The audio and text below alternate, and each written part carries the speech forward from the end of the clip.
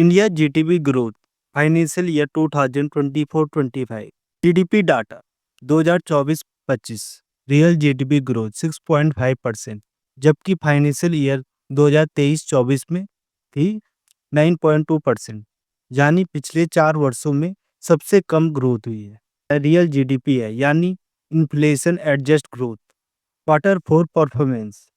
लेकिन दोस्तों 2025 के क्वार्टर फोर यानी जनवरी मार्च 2025 में जीडीपी ग्रोथ 7.4 रही है, जो एक्सपर्ट के अनुमान है 6.8 से 7%, जो बेहतर है। आखिरकार इस तिमाही में ऐसा क्या हुआ?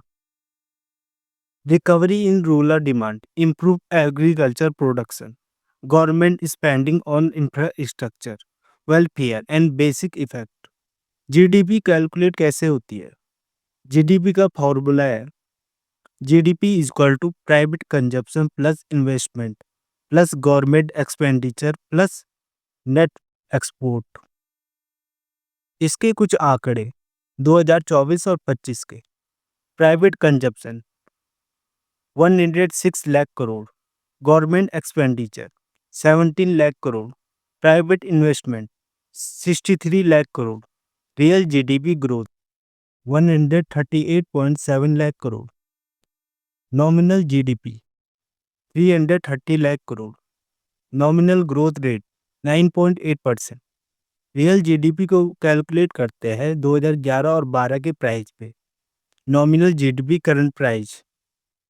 आखिरकार जीडीपी ग्रोथ क्यों गिरी?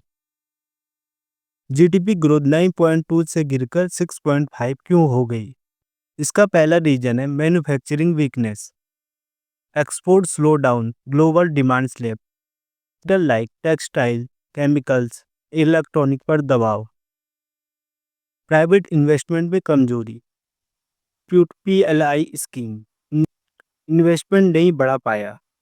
इंटरेस्ट रेट, रेपो रेट अभी भी हाई है। Global headwind, Russia Ukraine war, Middle East conflict, crude oil का प्राइस ऊपर और नीचे होना, अनएम्प्लॉयमेंट और जॉब क्रिएशन में कमी, कंजप्शन और डिमांड पर असर। Long term outlook. अब सवाल क्या है, भारत की इकोनॉमी खतरे में है क्या? बिल्कुल नहीं। आईएमएफ, वर्ल्ड बैंक जैसे संगठनों का मानना है कि भारत दुनिया की सबसे तेजी से बढ़ती मेजर इकोनॉमी बना रहेगा। हमने जापान को पीछे छोड़ दिया है। 2027 तक हम जर्मनी को भी पीछे छोड़ देंगे। वर्ल्ड की तीसरी सबसे बड़ी इकोनॉमी बनने का मौका है, लेकिन इसके लिए जरूरी है प्राइवेट इन्वेस्टमेंट। आरबीआई को धीरे धीरे रेपो रेट कम करना पड़ेगा और एक्सपोर्ट सेक्टर को सपोर्ट मिलेगा और जॉब क्रिएशन को बढ़ाना होगा। Upcoming monetary policy. अगले महीने 6 जून को आरबीआई की मॉनेटरी पॉलिसी आनी है। संभावना है कि रेपो रेट 6% से घटकर 5.75% किया जाएगा और अगस्त तक इससे भी कम किया जाएगा। यह बदलाव प्राइवेट इन्वेस्टमेंट को बूस्ट कर सकता है।